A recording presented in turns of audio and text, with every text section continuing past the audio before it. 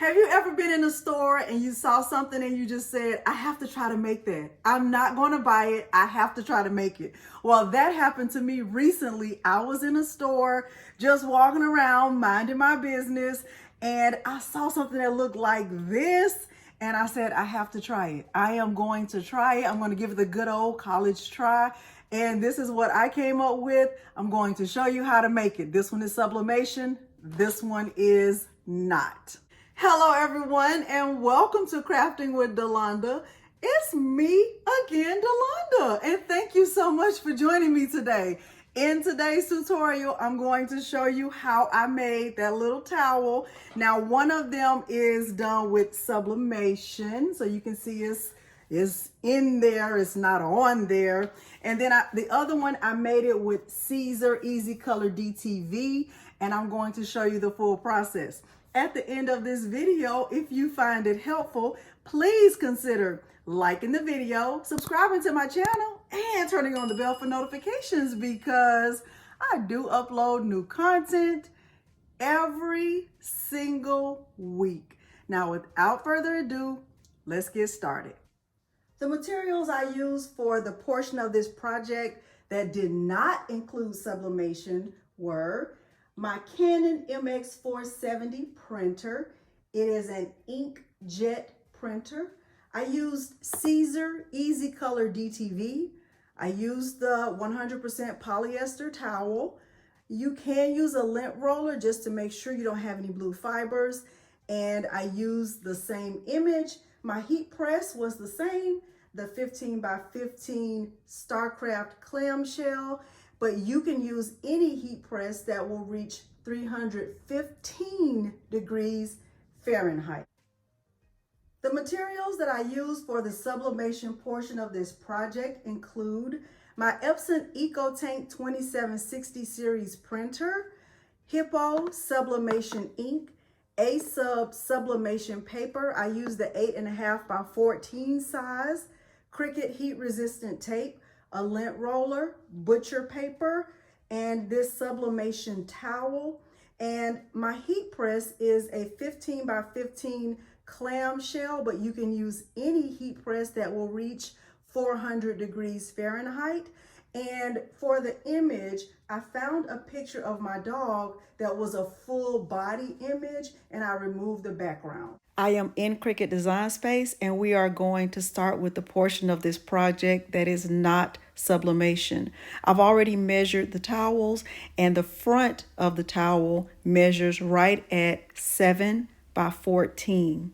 So the first thing I'll do is grab a shape. I'll grab a square and unlock it, and I will change the width to 7, and I'll change the length or the height to 14.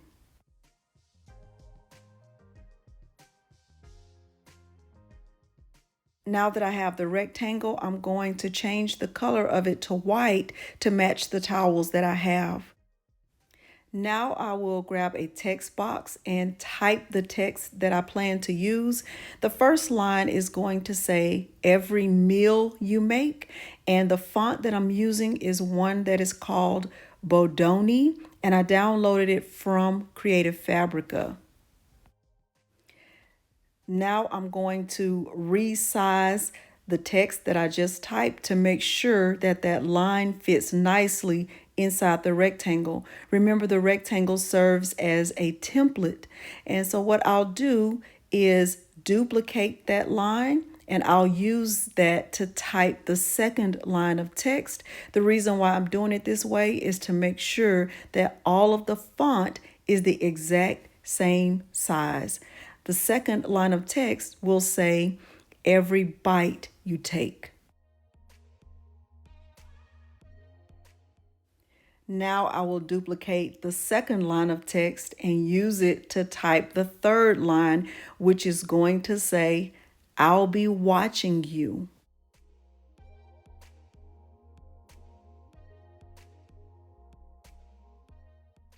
Now that I have my 3 lines of text, I'm going to start to edit them. I'll start with the first line. I'll click Ungroup. And what I'm going to do is use my Layers panel to select the word meal. I'll click on each letter individually and delete them. Then I'll grab a text box and I'm going to type the word meal again, but I'm changing the font to one that is called boho. I also downloaded this font from Creative Fabrica. I'll move it up and over to where I want it to fit in with the sentence I already have at the top.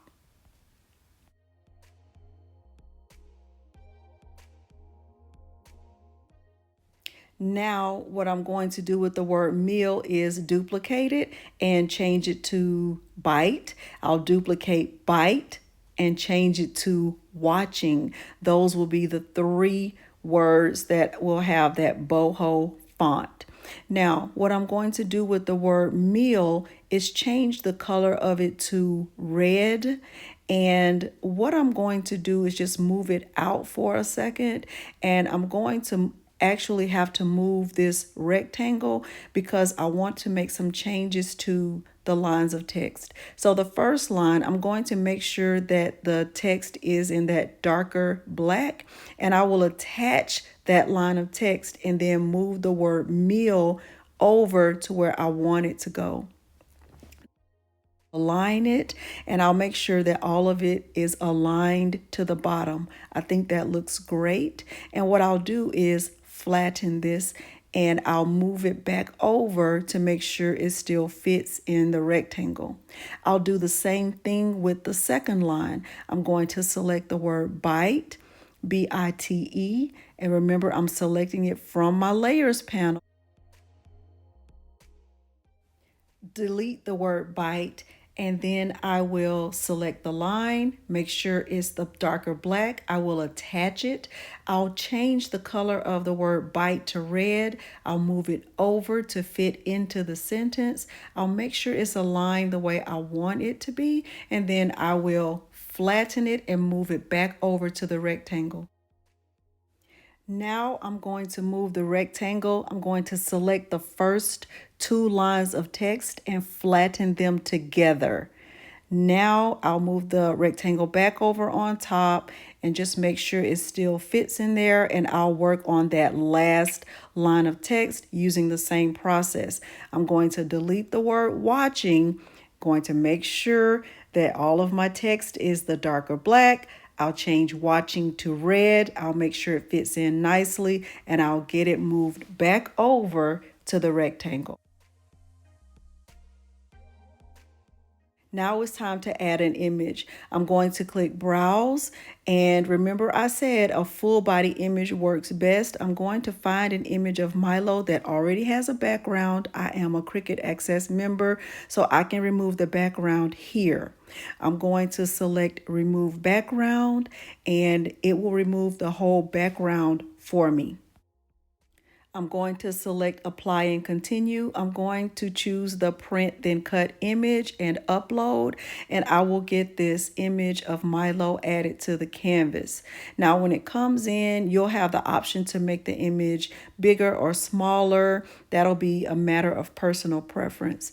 Now, what I'm going to do is move that bottom line of text up closer to Milo, and I'll select the image of Milo plus that third line of text, and I will flatten that together.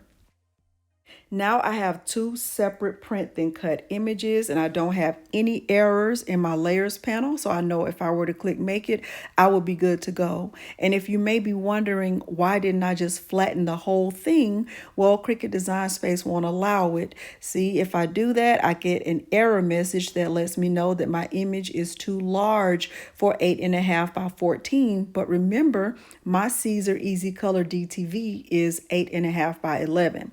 So I'm going to click Undo and go back to having 2 separate images, and I will show you the way that I am going to work around this.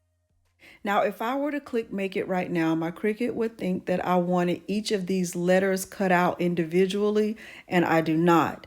So what I'm going to do is change the color of the canvas so you can see I don't have any layers behind my text, and that is actually a no-no. That is how you get the error of having every letter cut out individually, because even though my image is flattened, there still has to be a layer behind the text.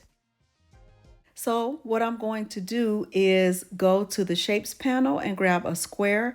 I am going to unlock it and resize it to match the same size as those first two lines of text that I have at the top.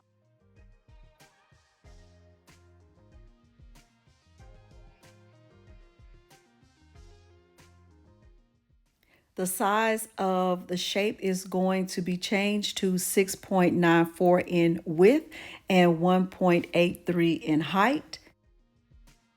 I changed the color of the shape to white.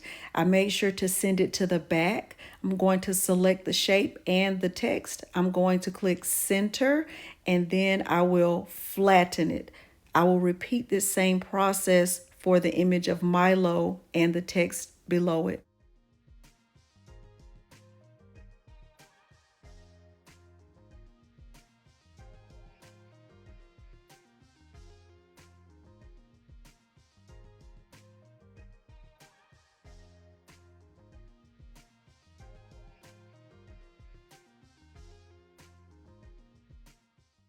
Now I will change my material size to 8.5 by 11, and that will prompt me to have to print 2 sheets of the Siser EasyColor DTV.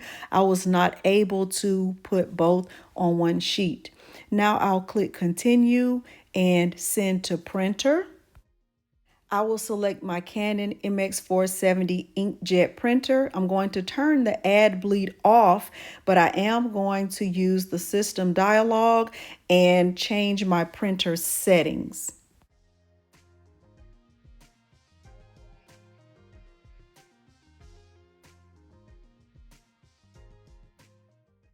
For the sublimation portion of this tutorial, there are only subtle differences. You'll do the text the same exact way that I did in the first part of this tutorial. You will still have your image and your text separated into 2 separate print and cut images. However, you will not need a background layer behind any of the images or the text, because we're not going to use the Cricut to cut this. So now that I have everything, it's all flattened, I'm going to click make it. And once I get here, you can see that I'm going to keep it on the 8.5 by 14 paper. I'm going to just move the text down just a little bit. Everything fits on the 8.5 by 14. I'm going to click continue, and I'm going to send this to my printer. This time I'm sending this to my Epson EcoTank 2760 series printer.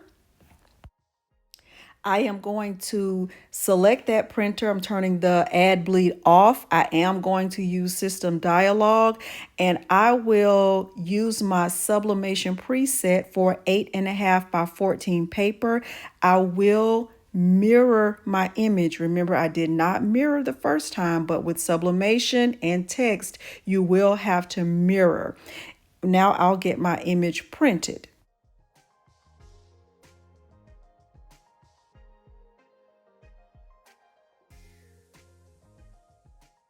With the Siser EasyColor DTV, I decided to cut it by hand since my images were basically just squares. However, you could allow your Cricut to cut it. What I did was place the image on the towel just to make sure my positioning was right. Then I did a quick 5-second pre-press to get the towel ready for pressing. I'm positioning the Siser EasyColor DTV on the towel where I want them to be pressed, and I decided to use a sheet of parchment paper on top just as a precautionary measure. It is not required. I'm going to press this on 315 degrees Fahrenheit for 15 seconds. Siser EasyColor DTV is actually a warm peel, so I'm going to move this over to my table and give it time to cool off. Stay tuned to see the DTV, but let's go ahead and sublimate the second towel. First, I will lint roll, then I will tear away the registration lines and a lot of that excess paper that I don't need for my image. I'm just ripping it away. You can also use your scissors. Now I'm going to reposition the towel and do a quick pre-press. Now I am using some Cricut heat resistant tape to get that first image taped down so I don't get any ghosting. Now I am going to remove the registration lines from those top 2 lines of text. I'll also remove any of the excess white paper that I don't need, and I will get this part of my image taped to the towel in the place where I want it to go. My image is taped down. I'm adding butcher paper. I'm going to press this on 400 degrees for 60 seconds, and I will peel it and reveal it. So let's take a look at the finished towel. So this one was made with Siser Easy Color DTV. This one was not sublimation. So this is how it looks on one side. You can see the lines. And this is how it looks on the other side. So I did it on both sides because I did one of them off camera. I think it looks really nice. And if you're not up close, you don't even know this is not sublimation. So I'm always impressed with the Siser Easy Color DTV. Now, let's look at the one that was made with sublimation. I'm going to peel it and reveal it right here in front of you. Look at that.